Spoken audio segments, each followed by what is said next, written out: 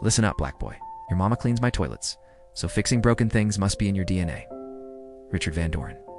Millionaire venture capitalist towers over 10-year-old Finn Foster in the Apex Innovations parking lot. The Texas sun hits Richard's face like a spotlight. It's making him look even more like a villain carved out of arrogance and money. Friday morning, Austin, Texas. Richard's $320,000 Ferrari has died right at the executive entrance, turning the moment into a stage he fully intends to dominate. He spots Finn on the curb with a toolbox, waiting for his mother to finish cleaning inside. The boy wears secondhand clothes and holds a robot built from junk yet. There's a spark in his eyes. A quiet fire Richard is too blind to notice. Richard throws his head back and laughs. Loud, cruel, performative. The kind of laugh designed to humiliate a child and tell the world who holds power. Then he yanks out his Ferrari keys and hurls them at Finn's feet like tossing scraps to a dog. Fix my Ferrari in 30 seconds, I'll give it to you. Get your cleaning lady mama out of Section 8. His laughter echoes across the lot, bouncing off glass and steel. Phones rise. A crowd gathers. Its whispers ripple through the employees like static. When you fail, you both leave. Finn stares at the keys in the dirt. Richard keeps laughing. Doesn't know he just challenged a genius who already solved this problem. In 30 seconds, that laughter dies. In 30 seconds, his face goes ghost white, watching. The keys hit the ground with a metallic clink that echoes across the parking lot.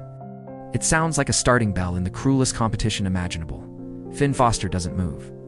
His eyes stay locked on Richard Van Doren's face, a face that has never heard no in its entire privileged life. Richard checks his Rolex, still chuckling. Clock starts when you pick up those keys, boy. 30 seconds, not 31. Not 29.5, 30. Another laugh. Sharp and ugly. The crowd has grown to maybe 15 people now, employees heading into Apex Innovations for the morning shift.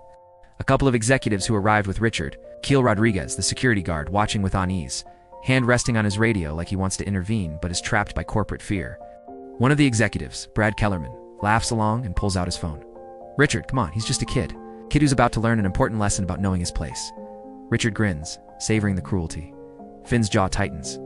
His small hands curl into fists over the robot in his lap, a crude creation built from old circuit boards and salvaged motors. It's extraordinary for a 10-year-old, but Richard can only see junk and arrogance. What's wrong? Richard's voice drips with mock concern. 30 seconds too complicated? Maybe you need a YouTube tutorial? He turns to Brad. See, this is what happens when HR forces diversity quotas on real companies. We get kids who can't even, I'll do it. Finn's voice is small but sharp, a blade in the air. He stands up, shaky but determined. He's 4'8" in shoes half a size too small because his mom couldn't afford the right pair. Still, he stands like someone older. Richard blinks, surprised, then bursts into even louder laughter. What? I'll fix your car. Finn bends down and picks up the keys. His fingers tremble not from fear, but from something hotter, older, forged from grief and injustice. His father died 4 years ago, and the world never stopped punishing him for being a black kid from the South Side. Richard's laughter booms again. Look at that, Brad. The boy's got some spine. He leans down close enough that Finn can smell his expensive aftershave. Okay, here's the updated deal. You fix my Ferrari in 30 seconds, and I'll fund your education. Full ride anywhere you want. Someone murmurs admiration. Maybe Richard is generous after all. But then his voice drops to a private, venomous whisper. But when you fail, and you will fail, you apologize to everyone here for wasting our time. Then you go inside, find your cleaning lady mama, and you both turn in her ID badge. She's done here. Understood? The crowd doesn't hear it. Phones don't catch it. Just Richard and Finn, millionaire versus child, white versus black, power versus survival. When I fix it, Finn says quietly, you fund 10 scholarships every year for 10 years for kids like me? Richard bursts into hysterical laughter. Everyone hear that? When this 10-year-old fixes a Ferrari 296 GTB3 certified techs couldn't diagnose, I'll fund 10 full-ride scholarships annually for a decade. He extends his hand. Finn takes it despite the crushing grip meant to intimidate. Deal, Richard says, smirking. Brad opens his stopwatch app. Miguel's radio crackles. Miguel, is there a situation in Executive Lot B? No situation. Just some people talking. Miguel keeps watching Finn, knowing cruelty when he sees it. Ready, boy? Finn nods. He walks toward the Ferrari. His mind is a machine, cataloging, calculating. He knows this car. He's seen its insides at Sal's Auto Salvage. He knows its DNA. Richard laughs again. Whenever you're ready. Ferrari of Austin charged me $6,000 and found nothing. Finn says nothing. Brad's thumb hits start. 30 seconds. Silence. Finn doesn't open the front hood. He opens the door, slides in, turns the key to ACC. Lights flash, 43 error codes. He listens. Eyes closed. Tick, tick. a faint rhythmic clicking from behind him. 15 seconds. He moves to the rear, pops the mid-engine hood. Sun glints off a hybrid masterpiece worth more than homes. 10 seconds. Richard mocks him, but Finn's hands are precise. Pulls out his father's mini multimeter. Tests the electromagnetic coupling actuator sensor. Voltage fluctuates exactly with the clicking. 5 seconds. The crowd leans in, breaths held, tension so tight it feels like the air itself might snap. Finn traces the wire to a small plastic clip. Under magnification, you'd see it clearly. With the naked eye, you have to know what you're looking for. The clip is fractured. Heat stress. Manufacturing defect. Most adults wouldn't even know that part existed, but Finn does. He doesn't have a replacement, but he has something better. Knowledge. The kind of knowledge born not from privilege, but from loss, grit, and a lifetime of listening harder than any kid should have to. Finn pulls a wire tie from his toolkit, the same kind he uses to manage cables in his robot builds. He removes the fractured sensor clip entirely and uses the wire tie to bypass the sensor's mechanical connection. His fingers move with the confidence of someone who has done this 1,000 times in his mind. Then muscle memory from watching a YouTube video 3 weeks ago, he accesses the Ferrari's service mode, brake pedal, gas pedal, steering wheel button sequence. The hidden diagnostic menu appears. Manual actuator recalibration. Confirm. Reset. 3, 2, 1. Finn slams the rear hood with the decisiveness of a surgeon finishing an operation and calls out, "Start it." Brad's thumb hovers over the stop button. Time. 30 seconds exactly, Brad says. Voice filled with disbelief, Richard's laugh dies in his throat. It dies fast. It dies ugly. Standing there with his arms crossed, face already starting to show concern because he can see in Finn's body language the confidence. The certainty that something just happened. Well, Richard's voice is sharp now, the amusement gone. Start what? You didn't fix anything? You just played around back there? Finn walks to the driver's door, leans in and turns the key. The world changes. The Ferrari roars to life. It's not the stuttering, coughing, pathetic attempts it's been making for 6 weeks. A smooth, perfect, powerful ignition. The engine note is flawless. A clean, roaring symphony that Ferrari purists dream about. Every single warning light on the dashboard is dark. The parking lot goes dead silent except for that perfect engine purr. And then someone in the crowd whispers, barely audible, "Oh my God, look at his face." Richard Van Doren stands frozen 10 feet from his car. His face, so smug and confident 30 seconds ago, twisted with cruel laughter, has completely drained of color. The expensive tan from weekend golf trips can't hide it. It's gone pale as old paper, mouth hanging open. Eyes wide with shock and dawning horror, because he just lost a bet to a 10-year-old black child in front of a dozen witnesses with their phones up. His face has gone from flushed with laughter to ghost white in the span of a heartbeat. The crowd sees it. The phones capture it. This exact moment, Richard's face turning the color of chalk, all arrogance evaporating, replaced by pure disbelief, will be screenshot and memmed across the internet for months. Brad stares at his phone like the timer is lying to him. He actually, one of the other executives whispers, "Holy, he's pale as a ghost." Miguel takes a step forward, hand dropping from his radio, eyes wide, watching Richard's face go from white to a sickly gray. Someone in the crowd starts to laugh. Not cruel like Richard's laugh, but amazed, delighted, electric laughter. Someone else joins in, then another. The tension breaks like a dam bursting. Richard's mouth opens, closes, opens again. No sound escapes, nothing. His face stays that awful pale color. And Finn Foster, 10 years old black son of a cleaning woman and a dead mechanic, wearing secondhand clothes and shoes that don't fit, stands next to a $320,000 Ferrari that is now running perfectly and says in a voice that no longer shakes, "It's fixed, sir. It's fixed." Richard still doesn't respond. He just stands there, face drained white. The laughter that filled the parking lot minutes ago now feels like a ghost haunting the air. If you're watching this and your heart is pounding, drop a comment right now, because what's about to happen next is even better. But first, you need to understand where a 10-year-old learned to do what 3 master technicians couldn't. And that story begins 7 years ago in a salvage yard, with a father who taught his son that engines don't lie. The Ferrari's engine purrs in the silence. Perfect, flawless, impossible. Finn stands there with his hand still on the door. And for just a moment, time seems to slow. The crowd blurs. Richard's pale face fades. The sound becomes something else. Another engine, another place. 7 years ago. Summer of 2018. Finn is 3 years old. His father, James Foster, lifts him onto his shoulders and carries him through rows of broken cars at Sal's Auto Salvage on the south side of Austin. The sun is brutal. The air smells like motor oil and rust and possibility. "Close your eyes, Finn," his father says. "Tell Daddy what you hear." Little Finn closes his eyes. First it's noise, chaos, metal clanging, welding torches, hissing, workers shouting, da-da-da-da, but James is patient. Listen deeper, past the noise. What's underneath? Slowly, miraculously, Finn begins to hear it. The rhythm, patterns, the hidden language of machines. James teaches him to distinguish sounds. Healthy purr versus struggling knock. Smooth belt rotation versus squealing friction. Clean ignition versus misfire. This becomes their ritual, their sacred Saturday routine. Engines don't lie, son, James tells him. People lie. Politicians lie.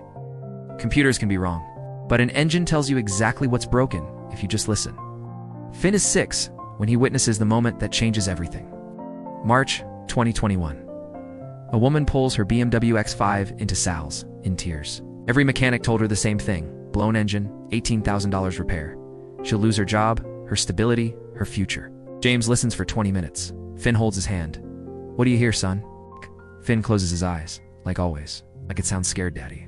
Like it's trying to talk, but nobody's listening. James smiles, proud. Exactly.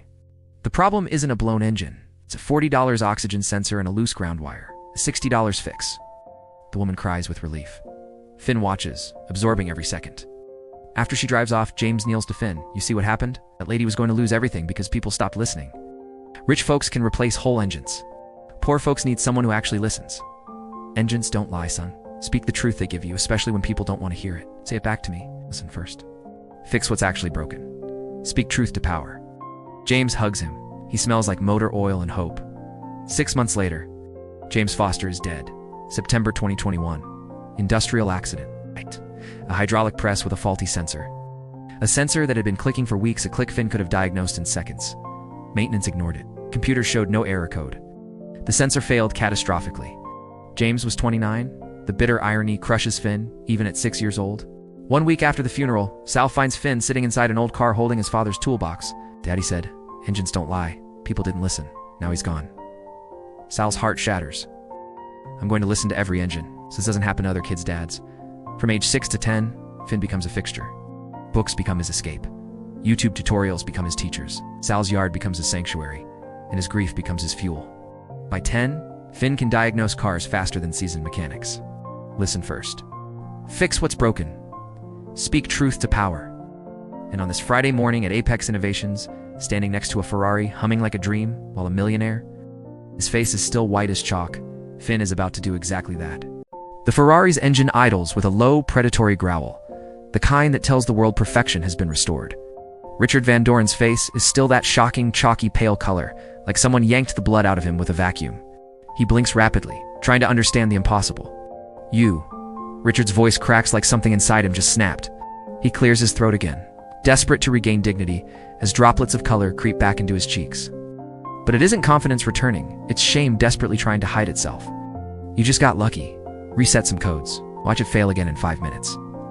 Finn turns to face him slowly, calmly, with that dangerous kind of quiet confidence that terrifies insecure men. The electromagnetic coupling actuator sensor was fractured, Finn says. His voice is steady, almost clinical. It's a batch defect in 296 GTBs manufactured between March and June of last year. The broken sensor caused cascade failure across 4 systems. I bypassed the sensor and manually recalibrated the actuator. It's fixed for now, but you should replace the sensor clip within 500 miles. Silence falls so complete, the parking lot becomes a vacuum. Brad Kellerman's phone is still recording, his jaw practically unhinged.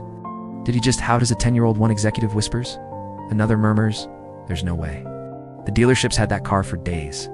The dealerships used Ferrari's diagnostic software, Finn continues, his voice growing stronger. The software has a blind spot for intermittent coupling sensor failures. It's not programmed to detect that failure pattern. Richard's face cycles through confusion, gives disbelief, gives humiliation, gives naked rage. A violent red flush floods his cheeks as the memory of his ghost-white moment caught on a dozen phones, claws at his pride. Okay, parking lot mechanic, he spits, trying to claw back authority. You got lucky once.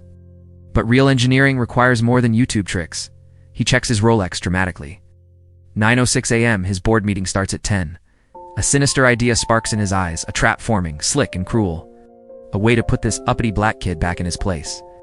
A way to erase the moment his face went corpse white. Here's what we're going to do, Richard announces loudly, making sure every phone captures it. Apex Innovations has a board meeting in 54 minutes. We're presenting our automotive AI division. If you're such a genius, come present to our board. Explain to PhDs and investors how a 10-year-old fixed what professional technicians couldn't. Everyone hears the trap. Everyone except Finn. Miguel steps forward. Richard, he's 10. I was 10 once. Richard slices through his words. If he's smart enough to fix my Ferrari, he's smart enough to explain it. Or was it just luck? He locks eyes with Finn. A challenge drenched in venom. What do you say, boy? Want those scholarships? Earn them. Brad grins, energized by the cruelty. Yeah, kid. Show us your genius. Finn looks at the crowd. At Miguel, shaking his head. At the phones. At Richard's furious, red-faced glare. And then he thinks of his mother inside the building cleaning toilets and his father's voice echoing in his memory. Speak truth to power. I'll do it, Finn says. Richard's smile widens, predatory, triumphant. Excellent. Conference room A9:45 sharp. Dress code is business casual. But I suppose that t-shirt will have to do. Brad's cruel laughter rings out. Miguel yanks Finn aside. Kid, he's setting you up to fail. I know, Finn whispers. Then why? 'Cause he made a bet. 10 scholarships every year for 10 years. That's 100 kids. I can't walk away from that. Miguel sees a 10-year-old carrying the weight of an entire community. He makes a decision. Come with me. You need data from that car? 9:10 a.m., security office. Finn plugs in his OBD2 scanner. Pulling a complete ECU log. All 43 codes, voltage data, 6 weeks of history. The door bursts open. Sarah Foster stands there, eyes wide with fear, still in her cleaning uniform and rubber gloves. Baby, what's going on? Finn explains the bet. The fix. The challenge. Sarah's eyes fill instantly.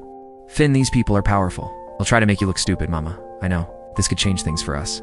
She kneels, cups his face. Your daddy would be so proud. 9:20 a.m. Preparing the impossible. Finn builds a presentation like a soldier assembling armor. Slide 143, error codes. Slide 2, what everyone missed. Slide 3, the fractured clip. Slide 4, the fix. Slide 5, why it matters. His hands shake. Miguel sees it, rests a steady hand on his shoulder. You already made that man's face go white. Just tell them what you did. 9:42 a.m.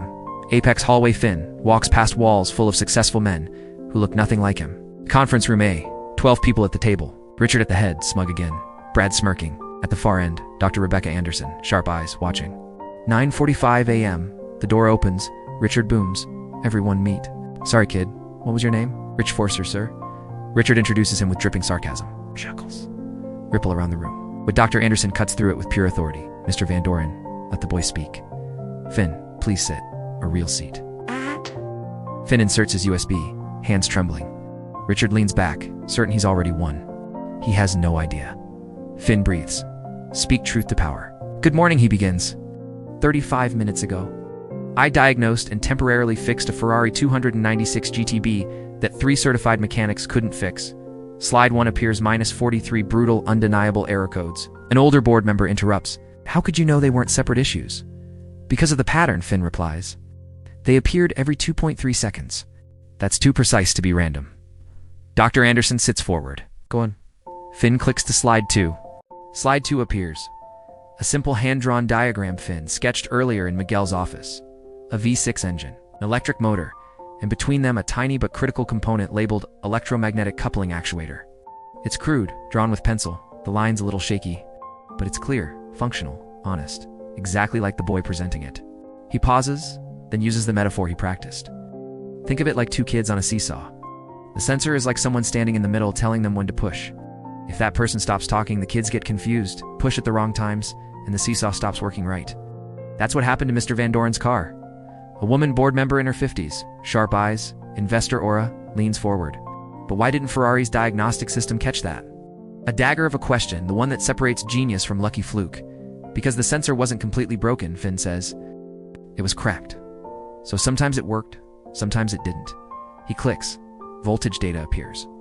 When it failed, the computer couldn't tell if the sensor was broken or if everything else was broken, so it assumed the worst. That's why the car showed 43 error codes. Finn points at the jagged graph. See how the voltage jumps up and down? It's not supposed to happen. But how did you isolate the actuator so quickly? There are hundreds of components. Finn looks directly at him. Listen, sir, the room freezes.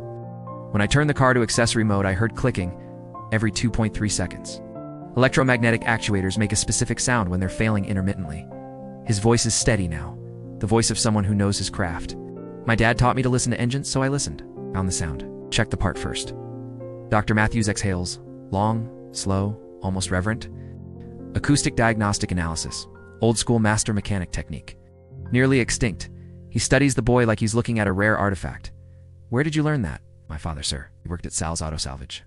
He taught me engines talk through sound and vibration, if you learn their language. Richard shifts uncomfortably. The board is taking this little black kid far too seriously for his liking. So you heard a noise and made a lucky guess. He snaps. Finn faces him directly. No, sir. Heard a noise. Understood what it meant. Confirmed it with a multimeter. Identified the broken part and fixed it. He doesn't blink. The sensor clip is plastic. It can't handle hybrid engine heat. It cracks. Then the sensor sends false signals. Dr. Anderson's eyes narrow with interest. And your temporary fix? I bypassed the sensor and recalibrated the actuator using Ferrari service mode. That makes the car run, but doesn't solve why the sensor breaks. He breathes in. This part could blow up everything. This isn't just Mr. Van Doren's car, Finn says softly. This is a manufacturing defect in a lot of 296 GTBs. The room gasps. Richard's face turns a furious, blotchy red. It's a serious accusation. How could you possibly know? Slide 4 appears Ferrari forum screenshots. I found 8 documented cases this morning, Finn says. Same symptoms, same model, same manufacturing window. He points calmly. He underestimated this boy so catastrophically it's visible on his face. Dr. Anderson watches. Richard's complexion shift from red to white. Again, satisfaction flickering in her eyes. Then she turns to Finn. Your work is remarkable, Finn. But Mr. Van Doren brought you here to discuss Apex Innovations' automotive AI division. How does your diagnostic approach relate to autonomous repair? The real test? The final boss? Finn clicks to his last slide. What robots can't do yet? Apex is building robots that fix cars, Finn says. That's amazing, but there's a problem. A patronizing investor smiles. And what problem is that, young man? Finn looks him dead in the eye. They can't listen. Silence detonates. Robots use cameras and diagnostic codes, but what if the codes are wrong? What if the computer's looking at the wrong thing? Like Mr. Van Doren's car. His voice rises, confidence blooming. My dad used to say the best mechanics can hear what's wrong. Robots don't have ears. It's not the right kind. They can't hear the difference between a healthy engine and a sick one. Dr. Anderson leans in, eyes locked. Are you suggesting we integrate acoustic sensors into our diagnostic AI? Yes, ma'am. And the enthusiasm bursts through him like sunlight through storm clouds.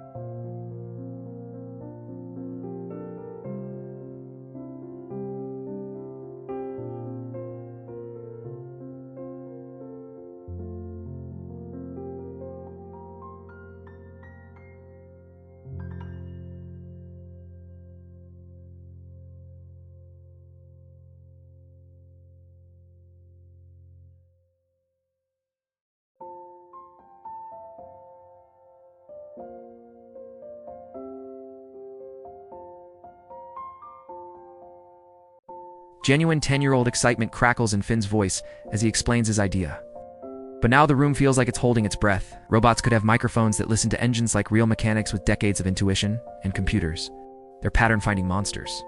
If you recorded thousands of engine sounds healthy, broken, everything in between, the AI could learn the difference. He leans in, trying to make these towering adults understand. It's like how Siri or Alexa recognizes your voice. The AI could do that with engines learn what each part sounds like when it's working, and what it sounds like right before it fails. The board members exchange sharp looks. Dr. Matthews slowly nods, eyes narrowing with recognition. Multisensory diagnostic integration. He murmurs. They've been obsessed with cameras and visuals, blind to the acoustic world they ignored.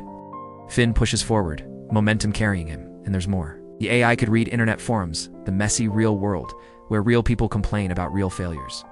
The stuff manufacturers bury or overlook. If the AI learned from all that, It could see patterns engineers miss entirely. His vision forms like lightning. A car comes in. The robot listens for 30 seconds, checks codes, scans the internet, finds the truth, not the guess. No wasted parts, no wasted money. It's just the real fix. He looks at Richard, whose face is still that unsettling pale chalk shade. Mr. Van Doren's car would have been fixed 6 weeks ago, Finn says, steady and fearless. Instead of going to 3 dealerships and costing thousands, a silence drops like a hammer. Dr. Anderson rises slowly, her presence shifting the entire room. Finn, she says carefully, what you described is exactly the missing pillar in our autonomous repair system. Visual recognition. They have it? Robotic dexterity, already perfected. Manufactured databases, accessible, but acoustic analysis. Real-time, crowdsourced intelligence? Absent. Dr. Matthews adds with a stunned breath. We always said the best mechanics had a sixth sense. It wasn't magic. It was pattern recognition in a 10-year-old. Black kid from nowhere just exposed what billion-dollar teams overlooked. The CFO, a sharp woman in her 40s, stares at Finn like he's a phenomenon. How old are you? 10, ma'am? She turns to Richard with quiet fury. You brought a child here to humiliate him. Instead, he just outlined intellectual property worth tens of millions. Richard's mouth twitches uselessly. Nothing comes out. And Finn fostered 10 years old, black son of a cleaning woman and a dead mechanic. Wearing a $5 Walmart t-shirt has just redirected a $50 million AI program. Dr. Anderson lets the silence hang razor sharp. Then, Mr. Van Doren, we need to verify Finn's findings. Senior engineer, full analysis now. Richard tries to squirm out, voice thin. The car works fine. It will take 20 minutes, she cuts coldly. Richard nods, defeated. Thomas Bradley, 45. Enters minutes later, skeptical, gruff, serious. But when Finn walks him through each step, the sound, the voltage drop, the fractured clip under magnification, Thomas's face transforms. I'll be damned, he breathes. He checks everything himself. Codes, bypass, VIN, bulletins, ECU data. Every piece matches Finn's explanation with surgical precision. How did you learn this? He asks quietly. My dad taught me. Before he died, Thomas's voice softens. He'd be real proud of you. Back in the conference room, tension is thick enough to choke. Thomas connects his laptop. The evidence appears on the massive screen: fractured clip, voltage chart, timeline, manufacturing batch. Finn's findings, Thomas announces, are entirely accurate. He looks at the board, then at Finn. In 20 years, I've never seen diagnostic work this precise from someone without training. And never from a 10-year-old child. The room goes breathlessly still. Finn just changed everything. The room freezes into absolute silence. No one breathes. No one moves. Several board members glance at Richard. His face has gone pale again, as if the color itself refuses to associate with him anymore. The humiliation is carved into the air. Dr. Matthews leans forward. Finn, where did you learn Ferrari's service mode access sequence? That's proprietary. Finn answers without hesitation. Innocent, but frighteningly precise. YouTube video from a repair shop in Italy, sir? I watched it 3 times and memorized the button sequence. A murmur ripples across the table. The CFO shakes her head, stunned. You memorized a complex service mode sequence from one video? I remember most things I read or watch, ma'am. A dead-eidetic memory, Dr. Anderson corrects softly, eyes narrowing with new understanding. She looks at Richard, whose face now resembles cold ash. Mr. Van Doren, she begins, her tone razor sharp. You made a public wager with Finn. He fixed your vehicle in under 30 seconds, verified by our senior engineer. He then presented diagnostic findings with significant commercial implications. What were the terms of your bet? Richard looks like a man begging the floor to swallow him. His face is the color of old sun-faded paper. It was a joke. I didn't think you offered 10 full-ride scholarships annually for 10 years. Dr. Anderson cuts through him. And you demanded Finn and his mother be removed from campus if he failed. Recorded, on multiple phones. Which outcome are we honoring? Every board member's stare pins him to his seat. Outside the glass wall, employees gather, phones raised. Richard is trapped. If he refuses, he's the man who tried to humiliate a child and reneged on a public promise. If he accepts, he admits defeat to a 10-year-old black kid who dismantled him intellectually. Fine, he whispers, voice brittle. I'll honor it. 10 scholarships. Dr. Anderson doesn't smile. She sharpens. Actually, Richard, I have a different proposal. She stands. The atmosphere changes. Everyone senses history pivoting. Finn, she says, I've interviewed hundreds of candidates. I've never seen anyone with your combination of intuition, pattern recognition, and systems thinking. She outlines the offer like she's unveiling a revolution. 1. Apex Youth Innovation Fellowship Weekend, plus after-school work in their automotive AI division.